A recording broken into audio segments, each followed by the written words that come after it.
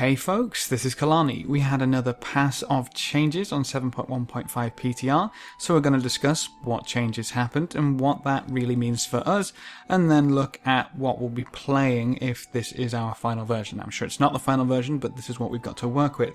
So, testing DPS from live and PTR has actually become a little more difficult, simply because the stat changes went in. Now, this means that pretty much everybody, I'm sure it's everybody, if it's not everybody, it's nearly everybody, had 5% crit just kind of removed, gone, which is fun. And then they're also playing around with secondary stats. They're increasing the amount of secondary stats on jewelry, I believe, but secondary stats give us less percent. So, first things first, my hunter is using the same gear on live and PTR, 84 item level with this gear, and we can look at what's really happened with my stats. So on live I have 3,872 crit, which gives me 27%. On PTR I have 3,872 crit, but that gives me 21%.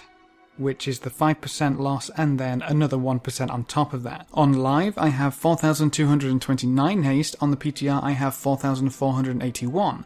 So I have more haste, but on live, I have 13%, and on the PTR, I have 12. So that's a 1% loss. And then for mastery, on live, I have 10,931.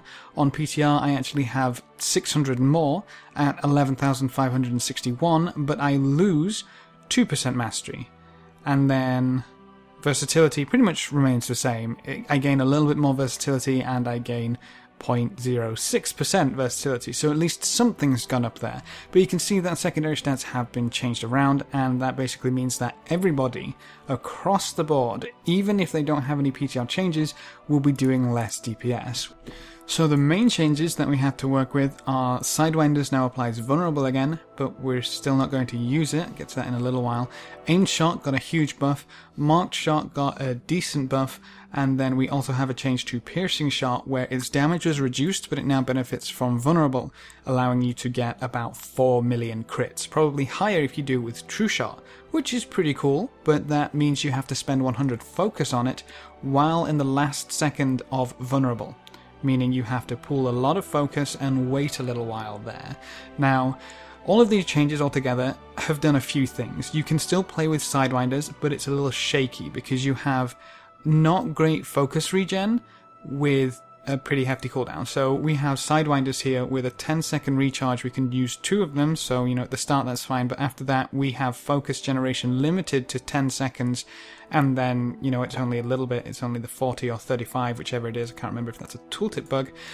But it also does something weird with vulnerable. So vulnerable, we're basically opening damage windows now, right? So we open a wind burst window, which gives us 7 seconds of vulnerable, and we need to do as much damage with aim shot in that time.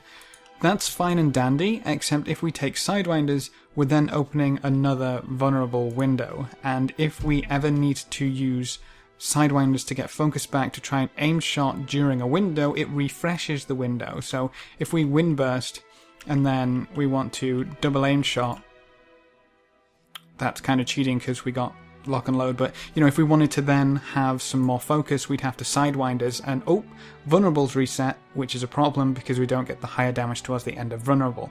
So Sidewinders actually seems to be a bad choice right now. People are typically going for trick shot over piercing shot because, as I say, piercing shot is a really weird window where you have to spend 100 focus in the last second of vulnerable, meaning you're standing around a little bit, and you can get those heavy hits, but it's at the expense of kind of standing around and waiting. So the best build that I've found so far, or at least it seems to be one of the smoothest builds to run with, is Trick Shot, Patient Sniper, Lock and Load, and Lone Wolf. The other two don't really matter. Now, this one is obvious why it doesn't matter. This one's a little frustrating. I can't fit this in and do more damage. If I'm sacrificing anything for a Murder of Crows, it would be the first aimed shot, but then that makes other things a little wonky. This is all about timing, and the timing with this build is very nice, as long as we kind of ignore that talent row, and it's doing quite a bit of damage, so the next step is figuring out how to work that in if it is a DPS increase. So we have 2 windows that we can open. We can open with Windburst and we can open with Mark Shot.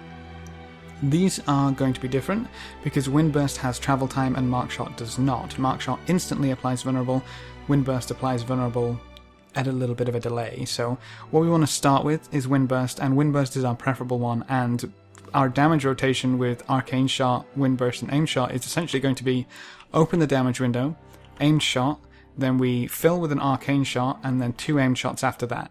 Now, the reason that we're doing that, we want to get as many aim shots into the last half of Vulnerable as possible, preferably with one hitting that 190% uptime buff. To do that, we have to wait, but instead of waiting, we're going to use a global cooldown with Arcane Shot, regen a little bit of focus, and that lines up perfectly. So we'll do that again. Windburst, aim shot, Arcane Shot, and then 2 aim shots. You see, it lines up pretty much perfectly, and that last one almost always hits at the end of Vulnerable, so that's really nice. Now, the other window we can open is Marked Shot. So let's get a Marked Shot. Get rid of Lock and Load, because we don't want to talk about that just yet. So a Marked Shot window is going to be shorter because it instantly applies it. So we Marked Shot, pretty simple, aim shot, Arcane Shot, aim shot. And that's going to get that last aim shot again in that last section of Vulnerable. So our rotation is currently working out to be Windburst window, Marked Shot window, Windburst window, Marked Shot window, and it's just incredibly repetitive. Which, isn't necessarily a bad thing. I mean, it's doing quite a bit of damage. All that's left from there is to throw in True Shot. Obviously we'll use it at the start like we do now in live, and then pretty much on cooldown from there we probably want to pull, or at least wait to open a Windburst window maybe. That's all going to be down to sims. Kind of playing about with that would take so many iterations on PTR, so hopefully sims will be ready with PTR changes before too long, and we can sim our hearts out with all of these awesome changes. Now, the great thing, I think, about this is that Lone Wolf and Steady Focus, they both play their part. Steady Focus is seeing some action now, which is interesting. Lock and Load and True Aim, there's some choice there if you're purely single target. There isn't really any choice with Patient Sniper. I think we're pretty much stuck with that unless there is a bunch of ads. And then Sentinel, I know quite a few people have been playing around with and getting some semi-decent results with, so we might have choices now. Trick Shot and Piercing Shot seems to be doing about the same amount of damage. Trick Shot just requires less maintenance, I'll be honest, but check this out with Piercing Shot. So let's apply Vulnerable. We'll True Shot for the heck of it, but we're going to Piercing Shot at the end of a Vulnerable window, and we're just going to laugh at the damage. Now, actually, because this goes through everything, we're gonna be playing with those 4 targets over there. They're going to get Vulnerable, and then these targets are going to get Vulnerable. Okay, so this is just purely for demonstration's sake. But Windburst on there, Marked Shot, get some Marked Shots across there, and then wait and wait and wait, and the damage. 4.5 million crit there from Windburst, from Piercing Shot rather. So we had 4.5 million for one of them, and then the rest were hovering around about 500k each. But you can see how we have choices, because that's okay. It seems to have some pretty decent damage there on a 30-second cooldown, and then Trick Shot can also do something similar where we can aim shot but have Vulnerable on multiple targets for them to ricochet and do some damage here, there and everywhere. So it seems as though we have choices, which I think a lot of people really want with Marksmanship Hunter, because we've been locked into Sidewinders Barrage for so long. Now the problem is that we're still working with Vulnerable, and I think as long as we have Vulnerable, things are going to feel quite clunky, which is a problem, and I don't think that problem is going to go away for the entirety of Legion, because they said while obviously we've got some really huge changes coming to Marksmanship, they don't want to do huge sweeping mechanic changes to classes mid-expansion. We'll have to wait for the new expansion for most of that to change. And I think what they're talking about with that, specifically to Hunter, is Vulnerable, so I think we're stuck with it for now. But the changes seem to be not too bad. We have a few options to play about with, whichever suits your playstyle, whichever does more damage in a certain environment, a certain encounter. I think we're probably going to be swapping around talents way more than we were previously, so maybe get ready for that. Apart from that, not too bad right now. I'd like to work in a Murder of Crows somewhere there on single target. Feels like that's a little bit of a squish right now. And if you're interested in Beast Mastery changes, I know we had a buff to a few abilities, but it doesn't really make a difference. I'll go through them very quickly. People were complaining last time. So, Chimera Shot, that had a damage increase. Wave the Cobra had a damage increase. Big Game Hunter went up to 60%, I believe. Then Blink Strikes also had a damage increase. And Barrage...